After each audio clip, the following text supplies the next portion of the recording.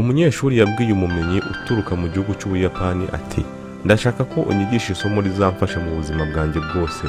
Maze wa mumenyi afata igiti aca umurongo hasi ku butaka, ahita abwira wa munyeshuri ati: "Shaka uburyo uyu murongo uwugira muto utawukozeho." Wa munyeshuri aratekereza cyane biramunanira, maze wa mwarimu aramubwira ati: "Genda uzagaruke nyuma y'umwaka." Maze umwaka ushize, wa munyeshuri asubira kwa wa mwarimu, maze arongera amusaba ibyo yari yaramusabye mbere. Umwarimu arongera aca umurongo ku butaka aramubwira ati: "Shaka uburyo uyu murongo uwugira muto utawukozeho." Maze wa munyeshuri ahita amubwira ati: "Ntabwo ngishaka isomo ry'ubuzima, kuko namaze umwaka wose ntekereza uburyo uyu murongo nawugira muto muri igisubizo.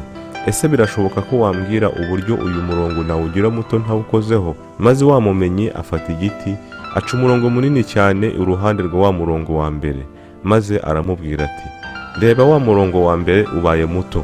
Isomo ry'ubuzima ni iri ngiri: mu gihe uri guhatana n'undi muntu kandi ukaba ushaka kumurengaho, ntuzigere uhungabanya ubushobozi bwe, ahubwo wowe uzashyire umuhate mwinshi muri gahunda zawe, utere imbere ubundi umurengeho.